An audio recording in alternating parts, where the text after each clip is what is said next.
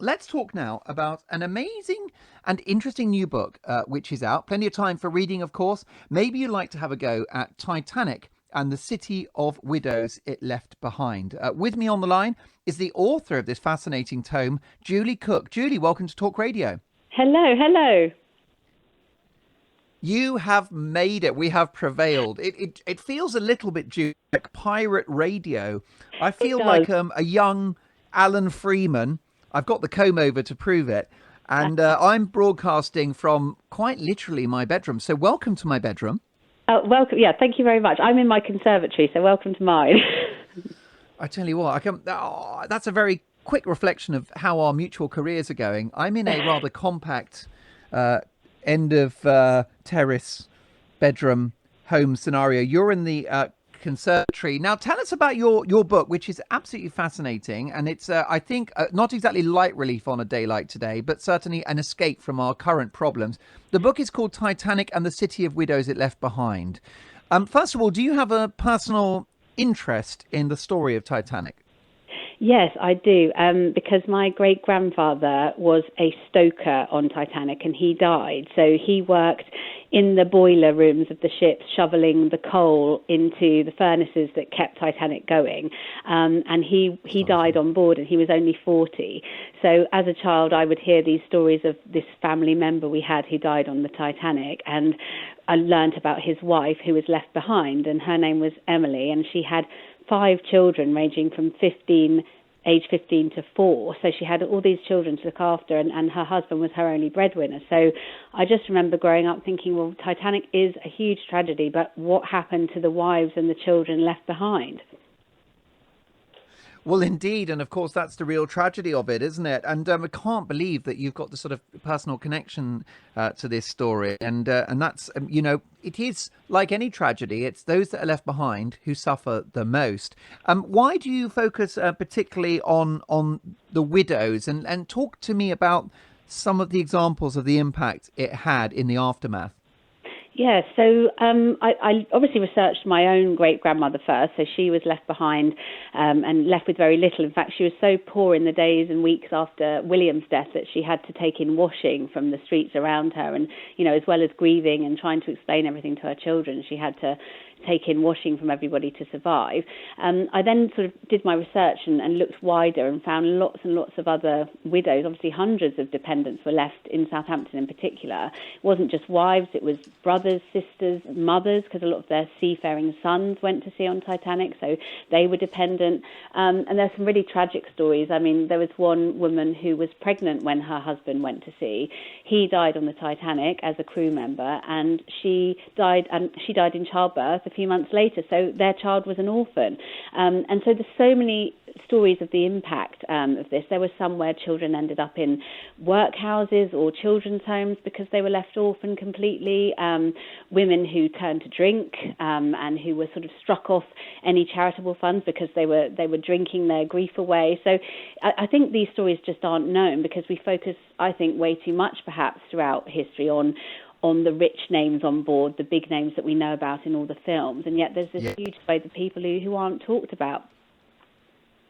Well, definitely. And of course, we didn't have anything like the welfare state we currently have. And we certainly didn't have, bringing a parallel with the coronavirus in, any kind of big financial bailout for families affected. Only the goodwill of a small number of hard-pressed charities.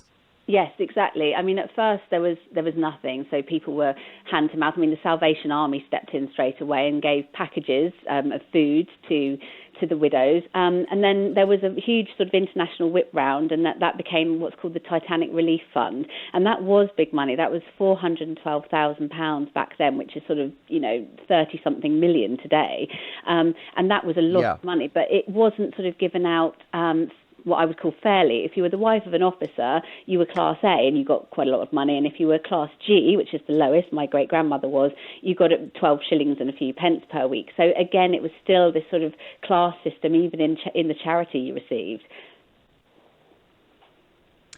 Well, it's fascinating stuff, isn't it? And what about the sort of long-term impact? Because, I mean, this would be felt many generations forward in terms of the tragedy of Titanic. Yes, exactly. Some sons of men went straight back to sea like their fathers did because they just didn't talk about it. I found a lot of the descendants of people who died and people who survived, and most of the people I talked to said, well, whoever died on the Titanic, their son followed in their footsteps and went to sea. They didn't talk about it, they didn't cry about it. They just what the men did, and yet in other ways there were children who died because of it, and then those families ended up stopped short there.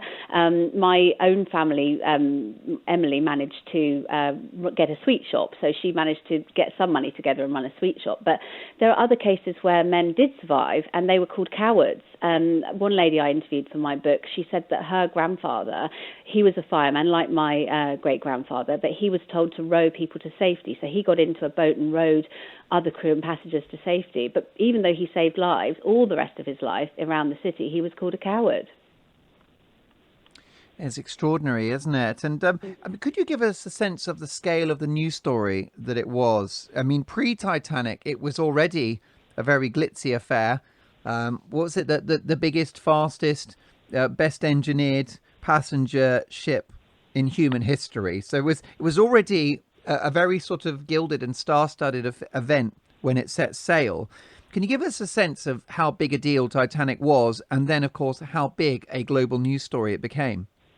Yes, I mean, certainly, as you say, it was really up there as the greatest ship of all time. It had not only was it the most beautiful, it had the most mod cons of the day. It had sort of what you describe as sort of rudimentary heating as well as cooling mechanisms in the first class suites. You had the best comfort. There was a gym. There was you could parade outside. You could take the air. It had everything, and yet, of course, everybody thought it was unthinkable. How could Titanic sink? So when it did sink, I think, as you say, in terms of a news story, it was absolutely immense. But without what we have today, Twitter and Facebook and live news 24/7, it came in sort of infuriating dribs and drabs. So first of all, in my book, I go into how, it came over, first of all, by wireless. Okay, and first of all, people heard, oh, everybody's been saved, it's okay. And then the news changed sort of hour by hour, but it took so long to get the actual truth through, so that people didn't know anything for quite a few days. So it must have been unthinkable to sort of wait and not know. Well, yeah, I mean, look, all I can say is with people having time on their hands now, I can highly recommend the book. I've not had a chance to read the whole thing, but what I have read has been amazingly well written, researched. It comes from the heart. As you see, your family is connected to this story like so many thousands. But also, I think, without being too trite about it, there are parallels with what we're going through at the moment. The triumph in the form of the Titanic, this amazing feat of human engineering and construction, over which nature prevailed in the form of an iceberg. And once again, a reminder that in the end, the natural forces will always be stronger. And I think there are parallels with what we're going through now. And I'm delighted that you joined us. Thanks for your time. Thank you. Thank you for having me. Great stuff. Julie Cook there, journalist and author of Titanic and the City of Widows It Left Behind. As I said, not quite an escape from the coronavirus narrative, but certainly a fascinating story.